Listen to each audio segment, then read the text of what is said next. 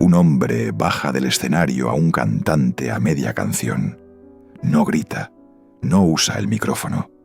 Solo camina hacia él, le dice algo al oído frente a millones de mexicanos y regresa a su lugar como si nada hubiera pasado. El cantante se queda ahí parado, congelado, mientras la cámara sigue grabando, mientras el país entero mira. Ese hombre se llama Raúl Velasco. El cantante se llama Coque Muñiz. Y ese momento, ese instante exacto, marcó su carrera para siempre. Durante casi 30 años, ese mismo hombre decidió quién iba a triunfar en México y quién iba a desaparecer. Con una sola palabra podía convertir a un desconocido en una estrella internacional. Y con esa misma palabra podía borrar una carrera antes de que empezara. Le llamaban el hacedor de estrellas. Pero detrás de esa sonrisa de domingo por la tarde había otra historia. Una historia de vetos que nunca se explicaron, de rivalidades que duraron décadas, de artistas que subían al escenario sin saber si iban a salir aplaudidos o humillados, y una historia final que Televisa prefirió convertir en homenaje, justo antes de que fuera demasiado tarde para hacerlo.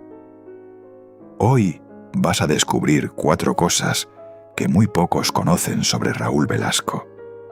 Primero, la humillación en vivo que rompió la carrera de un artista frente a todo el país. Segundo, la guerra silenciosa contra un payaso querido por toda una generación. Una guerra que él nunca reconoció, pero que le costó a otro hombre su programa, su carrera y años de resentimiento. Tercero, el precio que una de las cantantes más grandes de México tuvo que pagar por un simple reclamo económico. Y cuarto, el patrón que ningún medio se atrevió a nombrar con todas sus letras. El desprecio sistemático hacia los cuerpos y los rostros que no encajaban en su idea de lo que merecía brillar en televisión. No te preocupes, te avisaré cuando llegue cada una.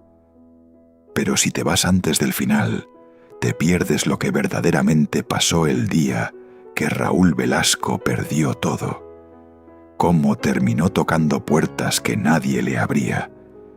Y el detalle más incómodo de todos, el día exacto en que Televisa le rindió un homenaje, fue el mismo día en que él murió. Cunnaroon. Capítulo 1. El niño de la tienda de abarrotes. Para entender el poder que después ejercería sobre cientos de artistas, hay que entender primero de dónde venía. Raúl Velasco no nació en una mansión ni entre reflectores. Nació el 24 de abril de 1933 en Celaya, Guanajuato, en una familia de escasos recursos. De niño trabajó en el negocio de su padre, una pequeña tienda de abarrotes llamada La Violeta. Después fue mensajero, fue operario de tractor, fue chofer. Antes de tener un micrófono en la mano, tuvo que ganarse la vida con las manos. Empezó escribiendo sobre deportes, específicamente sobre frontenis, en una revista local de Celaya. Nada en ese origen anunciaba que ese mismo hombre terminaría decidiendo, domingo tras domingo, el destino de las estrellas más grandes de la música en español. Pero pasó. Emilio Azcárraga Milmo, el dueño de Telesistema Mexicano, lo invitó a integrarse a las filas de la televisora. Y el 14 de diciembre de 1969 nació Siempre en Domingo. Al principio nadie sabía si el formato iba a funcionar. Con el tiempo, se convirtió en algo mucho más grande que un programa de variedades. Se convirtió en la única puerta de entrada al éxito artístico en México. El programa llegó a transmitirse en Centro y Sudamérica, en Europa, y a alcanzar una audiencia semanal de más de 350 millones de espectadores. Eso no es un dato menor. Eso significa que un solo hombre sentado en un foro de Televisa cada domingo por la tarde, tenía el poder de decidir si un artista llegaba a esos 350 millones de personas o si se quedaba tocando puertas para siempre. Y ese poder, con los años, empezó a mostrar su otra cara. Cunagula. Capítulo 2. La humillación que el país nunca olvidó. Coque Muñiz llega al programa como finalista del Festival de la OTI.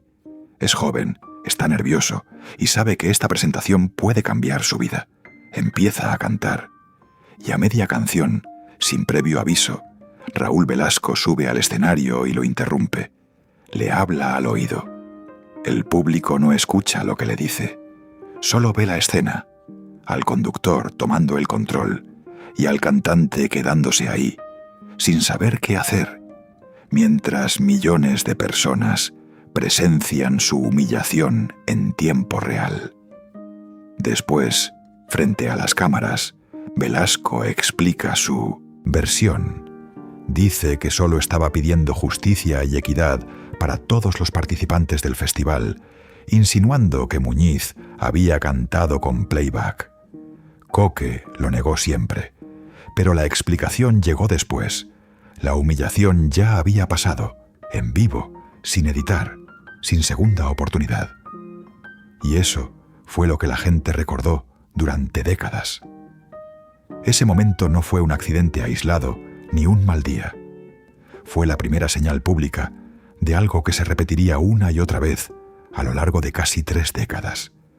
Que el mismo hombre capaz de lanzar una carrera al estrellato era también capaz de destruirla frente a todo un país, en cuestión de segundos.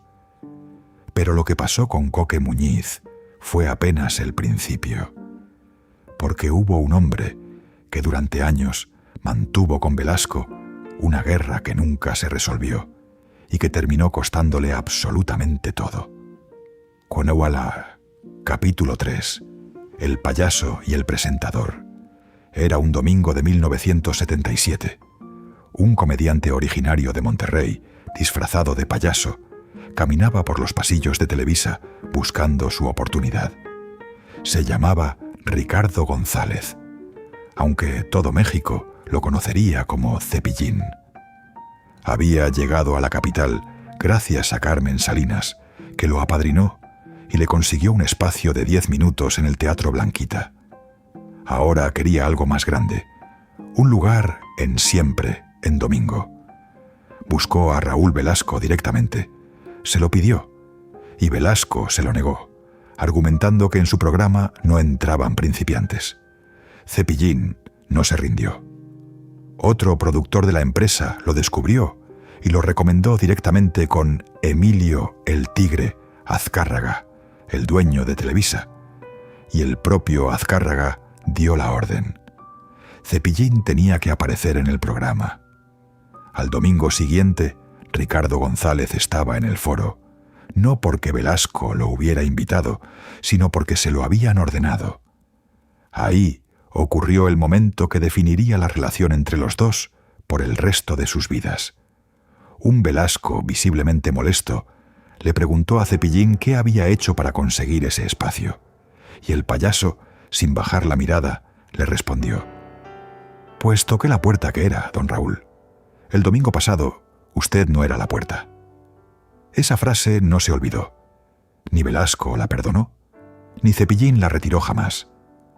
3 años después, en 1980, mientras Ricardo González estaba de gira en Puerto Rico, en la cima absoluta de su carrera con El Show de Cepillín, recibió una llamada.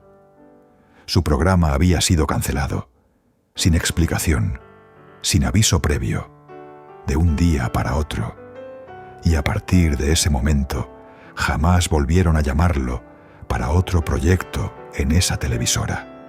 Cepillín siempre sostuvo la misma versión hasta el día de su muerte, en 2021, que Raúl Velasco había presionado a Emilio Azcárraga desde el primer domingo que compartieron foro, porque no quería competencia en el rating y porque no soportaba que un principiante hubiera llegado por encima de su decisión. Nadie puede confirmar con documentos esa influencia directa. Pero el patrón es innegable. El programa de Cepillín desapareció. Su acceso a Televisa se cerró por completo. Y el único nombre que Ricardo González guardó en su lista negra durante más de 40 años fue el de Raúl Velasco. Y hay algo más que pocos recuerdan. Según distintas versiones del propio Cepillín, cuando años después quiso que su propio hijo, también dedicado al mundo del payaso, tuviera una oportunidad en Siempre en Domingo, la respuesta fue la misma. Un no. Otra puerta cerrada. Como si el conflicto entre esos dos hombres se heredara incluso a la siguiente generación. Un desconocido llega tocando la puerta equivocada. Un poderoso se la cierra. Y esa cerradura no se abrió jamás, ni siquiera cuando el payaso ya era una leyenda querida por generaciones completas de niños mexicanos. Pero si un comediante podía perder su programa por una frase incómoda, ¿qué pasaba con las estrellas ya consolidadas, con las que llevaban años de carrera y de amistad con Velasco? La respuesta llegó con una de las voces más grandes de la música ranchera en México. Capítulo 4. El precio de un reclamo. Lucha Villa y Raúl Velasco no empezaron como enemigos. Todo lo contrario, mantenían una amistad genuina, y ella se presentó en el programa en múltiples ocasiones, a lo largo de los años, como una de las artistas consentidas del foro. Pero la amistad tiene un límite cuando de por medio hay dinero y respeto profesional. Según relató años después el diseñador Mitzi, testigo directo de la época y encargado de vestir a las estrellas de Televisa, Lucha Villa hizo un reclamo que a cualquier persona le parecería razonable. Que la paga que recibía por presentarse en el programa no alcanzaba a cubrir lo que ella misma invertía en arreglarse, en vestuario, en producción, para subir a ese escenario. Ese comentario, según el mismo Mitzi, molestó tanto a Raúl Velasco que pidió que ella nunca más volviera a pisar Televisa. Lucha Villa, una de las cantantes más queridas del país, tuvo que buscar refugio en la competencia directa, en TV Azteca, porque un solo reclamo económico le costó el veto de la televisora más poderosa de México.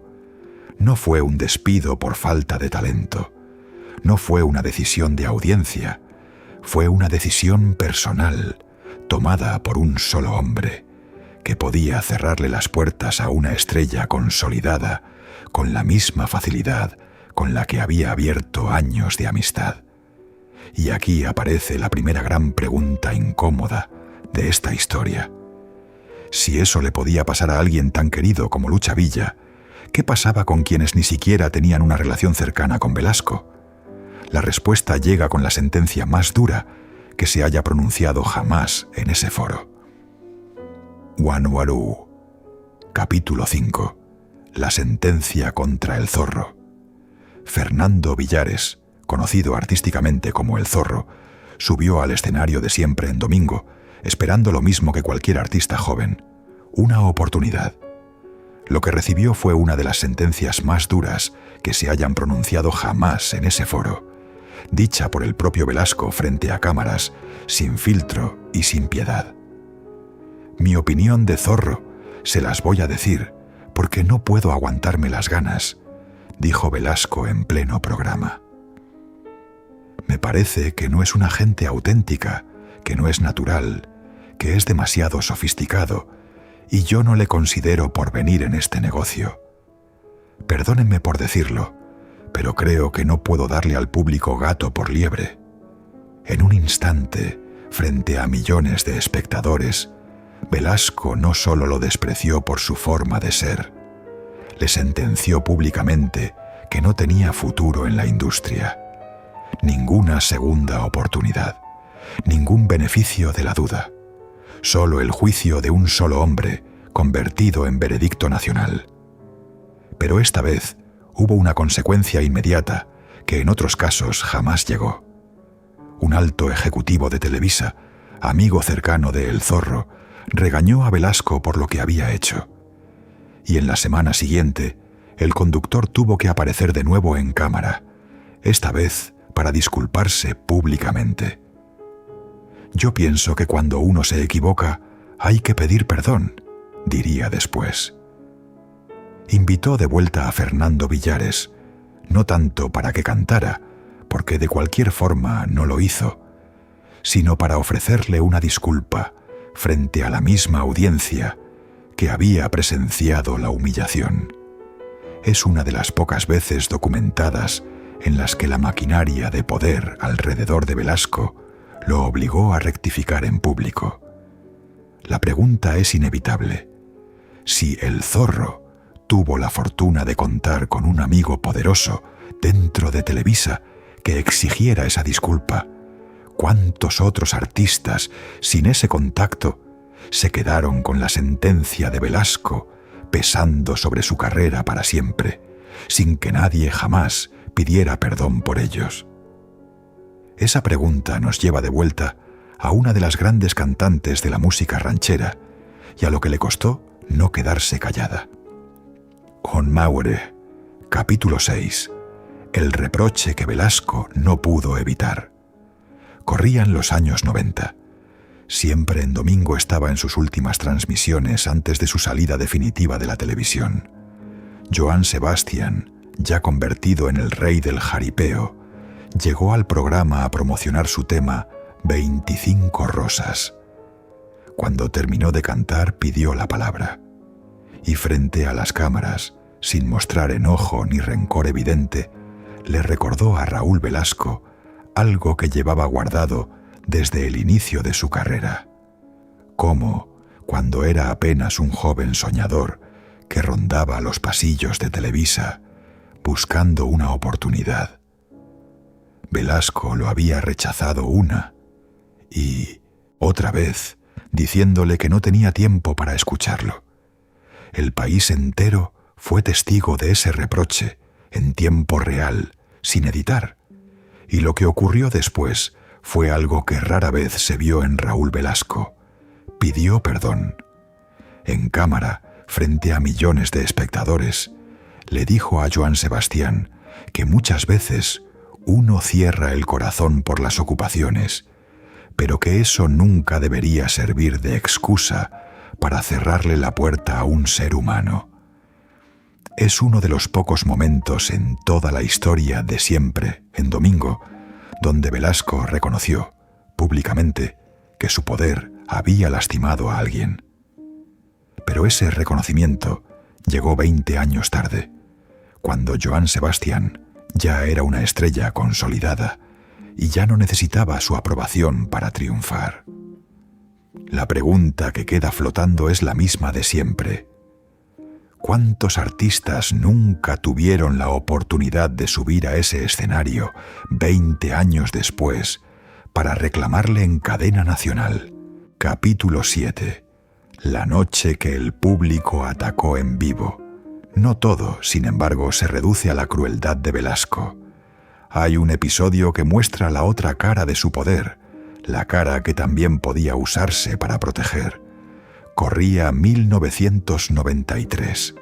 El grupo español Lo Comía, con sus sombreras exageradas, sus sacos con lentejuelas y sus abanicos, se había convertido en un fenómeno entre el público juvenil mexicano desde sus primeras apariciones en el programa, en 1990.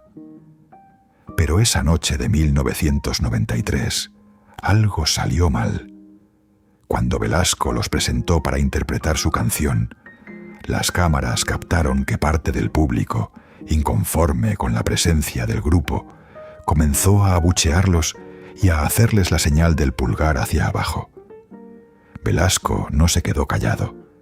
Se acercó a una de las jóvenes que hacía el gesto y le preguntó si sabía el verdadero significado de esa señal. Ella respondió sin rodeos que no los queremos, y Velasco la corrigió, explicándole que esa misma señal la usaban los emperadores romanos para condenar a muerte a los cristianos. intentó calmar las cosas. Pidió que el público recibiera de nuevo al grupo para su segunda canción. Por unos minutos pareció funcionar, pero cuando la presentación terminó, alguien se coló al escenario y golpeó físicamente a uno de los cantantes. La transmisión tuvo que cortarse. Personal de seguridad tuvo que intervenir para separar al agresor del artista.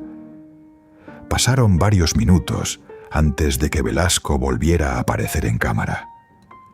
Este episodio no encaja del todo con la imagen del villano absoluto, y esa es precisamente la parte más incómoda de reconstruir la historia real de un hombre como Raúl Velasco.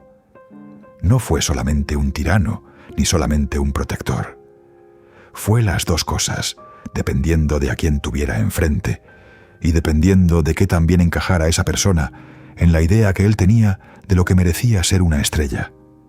Y esa idea, la de quién merecía brillar y quién no, tenía un criterio que iba mucho más allá del talento. Nanu Luz, capítulo 8. El día que un galán casi le provoca un infarto.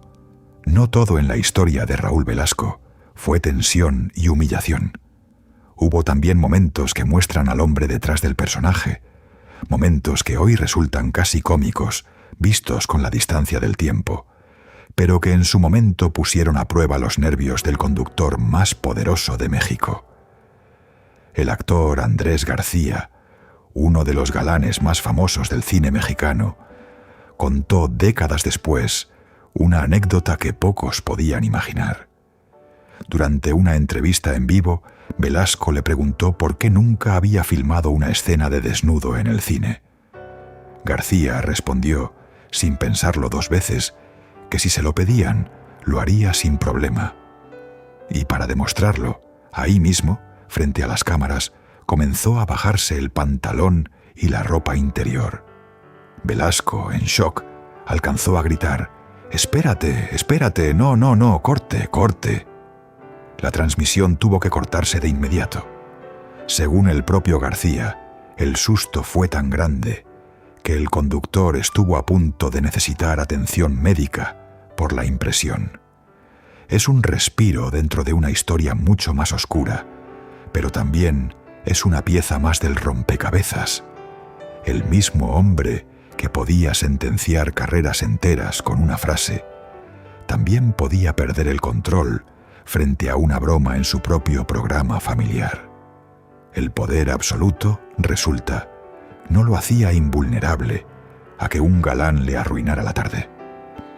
Pero el verdadero patrón oscuro, el que sí dejó heridas profundas y carreras rotas, tenía que ver con algo mucho más cotidiano que un desnudo improvisado. El cuerpo, el rostro, la ropa, lo que Velasco consideraba o no merecedor de la pantalla. Napuan Nene. Capítulo 9. Lo que no perdonaba el espejo. Raúl Velasco humilló públicamente a artistas por su aspecto físico en cadena nacional frente a la audiencia más grande de la televisión hispana. Y lo hizo con una frecuencia que no puede explicarse como casualidad. A Thalía, hoy una de las cantantes más exitosas de la historia de México, la llegó a calificar como corrientota en sus primeras presentaciones. No fue un insulto directo. Según se ha contado, buscaba hacerle un cumplido, diciéndole que a pesar de ser bonita, el vestuario que le habían puesto no la favorecía. La misma Thalía respondió entre risas con un simple «¡Ay, qué feo eres!». Pero la anécdota quedó marcada como uno de los momentos más incómodos que ella misma recordaría años después. A Juanello, un cantante con un éxito real entre el público gracias a su tema Espejismo, lo presentó en cadena nacional como «el feo que canta bonito». Esa frase, dicha frente a millones de personas, terminó pesando más que su talento. Juanello nunca logró consolidar la carrera que su éxito auguraba. A Chicoche le exigió cambiar el overol que era su sello personal, su identidad como artista. Cuando el cantante se negó a modificar su imagen, Velasco ordenó que su presentación no se transmitiera. A Ana Gabriel, representante de México en el Festival OTI, le sugirió cambiar el vestido con el que se presentaba, porque ya estaba muy visto. Ella no se quedó callada. Le respondió que lo que debía importar era su talento, no su ropa. No eran comentarios aislados, era un patrón sistemático. Un hombre con el poder de decidir el destino de una carrera, usando ese mismo poder para juzgar cuerpos, rostros y formas de vestir, en un país donde millones de personas veían ese programa cada domingo como la máxima autoridad del buen gusto artístico. Y dentro de este mismo patrón aparece la acusación más seria y más difícil de resolver de toda esta historia. Años más tarde, ya consolidado como una estrella mundial, Miguel Bosé contó una versión que sacudió a la audiencia mexicana. Aseguró que en su primer viaje promocional a México, en 1978, Raúl Velasco le prohibió presentarse en Siempre en Domingo. Y no solo eso. Según Bosé, ese veto se extendió durante 20 años, motivado, según sus propias palabras, porque Velasco lo consideraba rarito y no quería que enseñara nada a la juventud mexicana. Es una acusación que apunta a algo más profundo que un simple desacuerdo artístico. Pero aquí está la pieza que no encaja. La periodista Patti Chapoy, que trabajó codo a codo con Velasco durante esos años, salió a desmentir la versión de Bosé. Aseguró que ella misma fue testigo de un buen trato hacia él y que Bosé sí apareció en el programa en múltiples ocasiones, además de que sus giras en México eran promovidas precisamente por la empresa de management del propio Velasco. Dos versiones, dos personas que estuvieron ahí, y una contradicción que hasta hoy nadie ha resuelto del todo. ¿Hubo veto real o una estrella reescribiendo su propia historia años después? Lo que sí es un hecho es que el patrón de fondo se repite una y otra vez, con nombres distintos, en décadas distintas. La idea de que Raúl Velasco decidía quién merecía brillar según criterios que iban mucho más allá del talento, y que esos criterios, muchas veces, no tenían nada que ver con cantar bien o cantar mal. Ese poder, ejercido durante casi 30 años sin que nadie pudiera cuestionarlo, tenía que cobrar su precio en algún momento. Y lo cobró, primero en su cuerpo, después en su trabajo, y finalmente en algo que él jamás le permitió mostrar en pantalla a ningún artista: su propia vulnerabilidad. Capítulo 10. El cuerpo que no pudo vetar la enfermedad. A mediados de los años 90, mientras Televisa renovaba por completo su programación, bajo la nueva dirección de Emilio Azcárraga Llán, y mientras las tensiones por los términos de transmisión internacional del programa se intensificaban, la salud de Raúl Velasco comenzó a colapsar.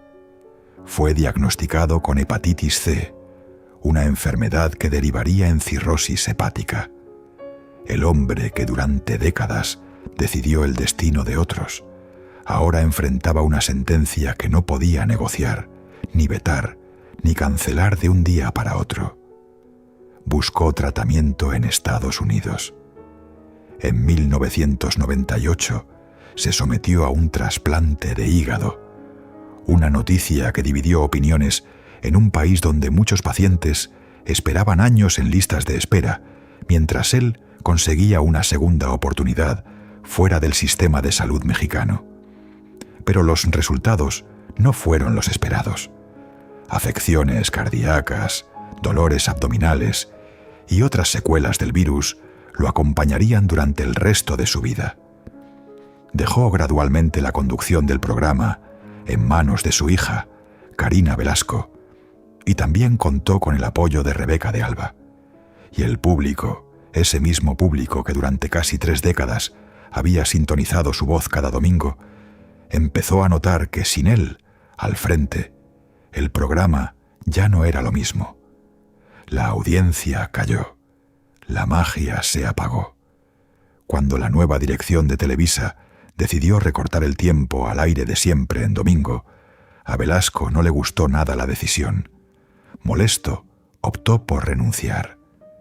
El 19 de abril de 1998, después de 1.480 programas y más de 10.500 horas al aire, Siempre en Domingo salió del aire para siempre. En su último programa recibió un homenaje de Televisa y de decenas de artistas internacionales, muchos de los cuales él mismo había ayudado a lanzar al estrellato. Salió, como dicen algunos, por la puerta grande. Pero la puerta grande no llevaba a ningún lugar nuevo. Llevaba directo a la caída más silenciosa y más humana de toda esta historia. Namolaru, capítulo 11. El día que Raúl Velasco perdió todo. Después de casi 30 años siendo el hombre más influyente del espectáculo mexicano, el hombre que decidía qué artista merecía triunfar y cuál merecía desaparecer, Raúl Velasco tuvo que aprender algo que nunca había tenido que aprender: a tocar puertas que no se abrían. Intentó regresar con un programa de radio. No tuvo el mismo éxito, ni de lejos. El público que antes lo esperaba cada domingo por la tarde ya no estaba ahí. Y cuando quiso volver a la televisión, tuvo que tocar puerta tras puerta, sin éxito. Él mismo lo confesó años después, en una entrevista, que buscar trabajo, después de haber sido el hombre que abría o cerraba las puertas de la fama para otros, le resultaba profundamente humillante. Tiene uno que bajarse de su pedestal, ser humilde y pedir empleo, llegó a decir. Piensa en eso un momento. El mismo hombre que humilló en cadena nacional a Coque Muñiz, que vetó a Cepillín, que le cerró las puertas a Lucha Villa por un reclamo justo, ahora se encontraba del otro lado de esa misma humillación, tocando puertas, pidiendo oportunidades, sin garantía de que alguien le respondiera la llamada. La cantante Gaudelia Díaz Romero, conocida artísticamente como Cristal, fue una de las pocas personas que se mantuvo cerca de él en esos años. Ella misma reveló, tiempo después, uno de los testimonios más reveladores sobre el ocaso de Velasco. Contó que asistió a su programa de radio y que al final de la charla él le confesó que se sentía muy triste. Le dijo que, de todo su antiguo equipo de trabajo en Siempre en Domingo, algunos seguían tomándole las llamadas, seguían tratándolo con el mismo respeto y el mismo cariño de siempre. Pero otros ya lo habían desconocido por completo. Ya ni siquiera le contestaban el teléfono. Cristal lo describió como un hombre deprimido, decepcionado, aunque aclaró que él nunca le mencionó nombres. No hacía falta. La imagen ya lo decía todo. El mismo hombre que durante 28 años había decidido a quién se le tomaba la llamada y a quién se le colgaba el teléfono, ahora era él quien esperaba, del otro lado de la línea, a que alguien se acordara de él. En esos años finales se dedicó a disfrutar de su familia.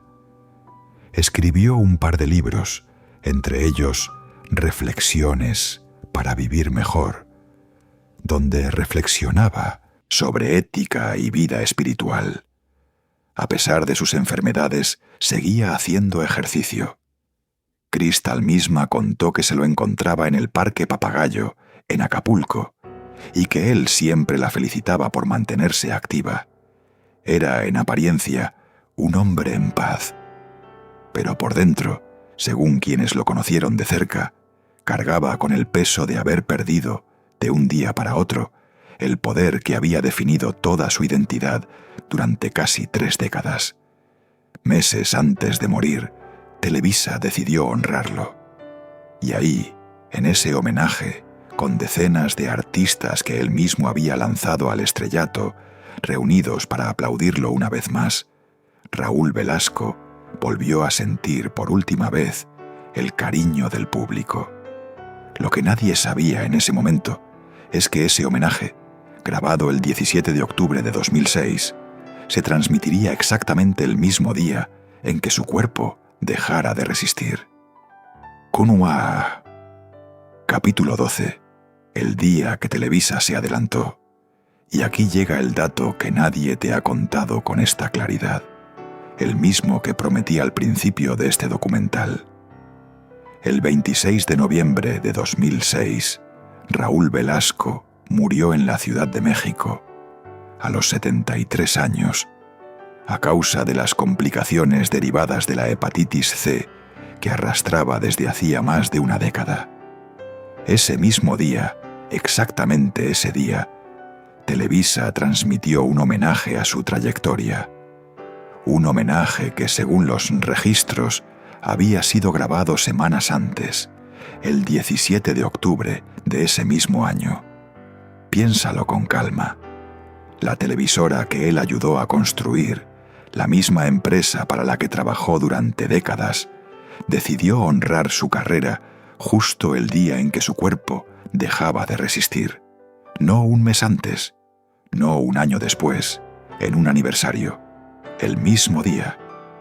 El hombre que había decidido durante casi 30 años qué artista merecía un aplauso y cuál merecía el silencio, terminó su vida el mismo día en que la televisora le devolvía, por última vez, el aplauso que él tantas veces decidió negarle a otros. Cierre. Todavía hoy, casi 20 años después de su muerte, las versiones sobre Raúl Velasco siguen sin coincidir del todo. Para algunos fue el hombre que le dio al mundo a las estrellas más grandes de la música en español, el que convirtió un programa de domingo en una plataforma vista por más de 350 millones de personas. Para otros, fue el mismo hombre que decidía, con un solo gesto, quién merecía brillar y quién debía desaparecer para siempre, que podía cerrarle la puerta a un payaso que soñaba con hacer reír a los niños de todo un país, o negarle el escenario a una leyenda como Miguel Bosé, o vetar a una amiga de años como Lucha Villa por reclamar lo que le correspondía. Ninguna de las dos versiones cancela a la otra. Las dos son ciertas al mismo tiempo, y esa es quizás la parte más incómoda de esta historia, que el mismo poder que construyó carreras legendarias fue el que humilló, vetó y silenció a quien se le pusiera enfrente, sin distinguir entre principiantes y estrellas consolidadas, y que ese mismo hombre, al final, tuvo que aprender en carne propia lo que se siente tocar una puerta y que nadie responda. La pregunta que queda abierta no es si Raúl Velasco tuvo ese poder. Eso ya lo sabemos, con nombres, con fechas, con testimonios de quienes lo vivieron en carne propia. La pregunta es qué tan diferente sería hoy la industria del espectáculo en México si ese poder nunca hubiera estado concentrado en las manos de una sola persona, y si el precio de perderlo no hubiera tenido que pagarse también en soledad.